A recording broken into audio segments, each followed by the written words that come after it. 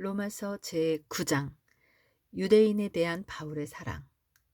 오 이스라엘 나의 유대 형제 자매들이여, 나는 계속해서 여러분을 향하여 크나큰 슬픔과 고통을 느끼고 있습니다. 여러분이 그리스도께 대한 믿음으로 나아오기를 갈망하는 내 안의 깊은 간절함을 하나님께서는 알고 계십니다. 내가 내 양심으로 진실되게 전하는 말입니다. 나의 슬픔이 너무 강하여 나의 민족인 여러분이 그리스도를 믿는다면 내 이 한 몸이 저주를 받아 메시아로부터 끊어진다 해도 오히려 원하는 바입니다. 그토록 여러분을 향한 나의 바람이 간절합니다. 여러분은 이스라엘 사람이고 나의 동포이고 하나님이 택하신 백성입니다. 영광스러운 하나님의 임재와 언약과 율법과 성전과 그에 필요한 제물들, 그리고 약속들, 이 모든 것이 다 여러분에게 속한 것입니다. 우리의 시작은 조상들로 거슬러 올라갑니다. 그리고 메시아는 그들의 계보를 통해 나셨습니다. 그분은 만물 위에 계신 하나님이시며 세세토록 찬양받기 합당하신 분이십니다. 아멘. 분명 하나님께서는 이스라엘과 맺으신 약속을 성취하는 데에 실패하지 않으셨습니다. 그런 일은 절대로 있을 수 없습니다. 하지만 이스라엘 자손이라 해서 모두가 이스라엘 자손이 아닙니다. 아브라함의 육신적 후손이라고 해서 다 그의 기업의 후계자가 보장받는 것이 아님은 하나님께서 오직 이삭으로부터 난 후손들만이 너의 혈통이라 불릴 것이다 라고 말씀하셨기 때문입니다. 이것은 단순히 아브라함의 육신적 자손이 다 하나님의 자녀로 여겨지는 것이 아니고 오직 하나님의 약속으로 인하여 태어난 자녀가 진정한 후손으로 인정받는 것임을 확증해 줍니다. 이 약속은 하나님께서 아브라함에게 지금으로부터 9개월 후에 너의 아내 사라에게 아들이 있을 것이다 라고 하신 약속입니다. 이 아들은 우리의 조상이 되는 이삭이고 그의 아내 리브가는 쌍둥이를 임신했습니다. 리브가가 쌍둥이를 출산하기 전에 하나님께서 그녀에게 큰 자가 어린 자를 섬길 것이다 라고 말씀하셨습니다.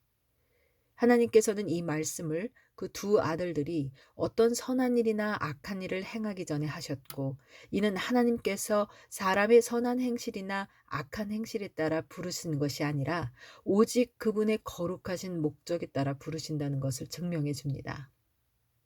이것은 성경에 기록된 바 내가 야곱을 택하였고 에서는 버렸다 라고 하신 것과 같습니다.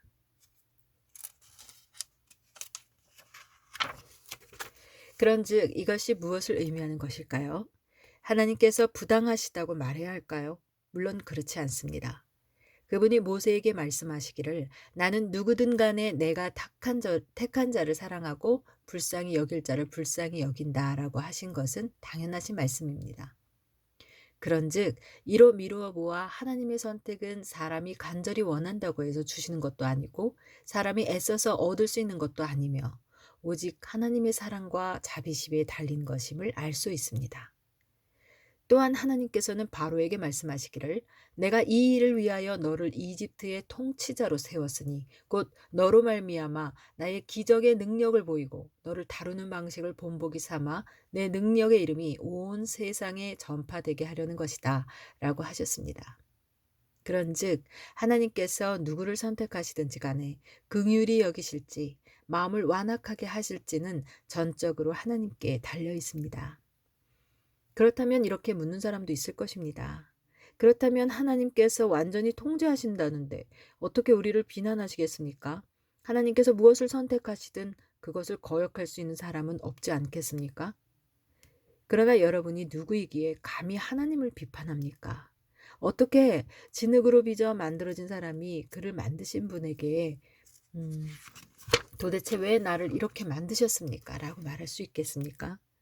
여러분은 토기장이가 토기를 그의 원하는 대로 만들 수 있는 권한을 부정합니까? 토기장이가 같은 진흙 한 덩어리를 가지고 멋진 꽃병을 만들든지 또는 평범한 항아리를 만들든지 자기 마음대로 할 권한이 없을까요? 하나님께서 그분의 진노를 보이시고 능력을 알게 하실 이유가 있으심에도 불구하고 그분의 진노를 받아 깨트려 버려질 질그릇과 같은 자들을 오래 두고 참으십니다. 또한 하나님께서는 그분의 사랑하시는 자들에게 영광의 풍성한 계시를 나타내실 모든 권한을 가지고 계시지 않겠습니까? 하나님께서는 그들에게 그분의 영광을 주시기로 미리 전부터 예비해 놓으셨습니다. 이 질그릇은 우리를 가리키는 바이니 곧 유대인이든 비유대인이든 상관없이 우리는 그분의 영광을 받도록 부름받은 자들입니다. 호세아에게 주신 하나님의 예언을 기억해 보십시오. 나는 거절당하여 내 백성이 아닌 자들에게 말하리니 너희들은 내 것이다. 그리고 사랑하지 않던 자들에게도 말하리니 너희들은 내가 사랑하는 자들이다.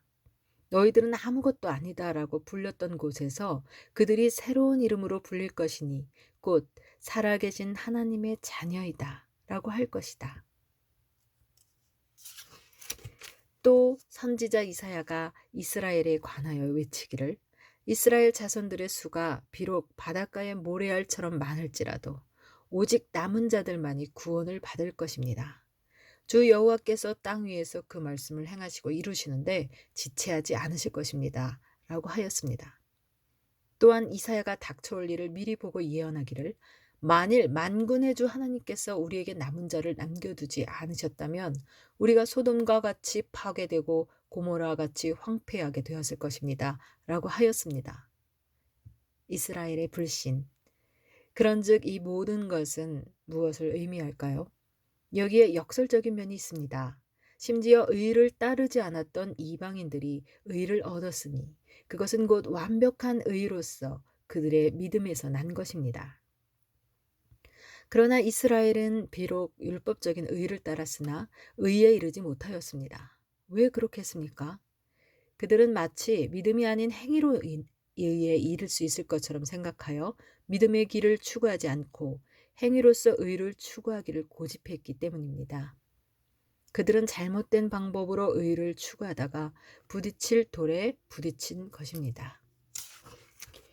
이는 기록된 말씀과 같으니 조심하라. 내가 걸림돌을 시온에 두어 사람들이 걸려 넘어지게 할 것이다. 범법의 바위가 사람들을 실족하게 할 것이다. 그러나 그분을 믿는 자들은 부끄러움을 당하지 않을 것이다. 라고 하셨습니다. 아멘.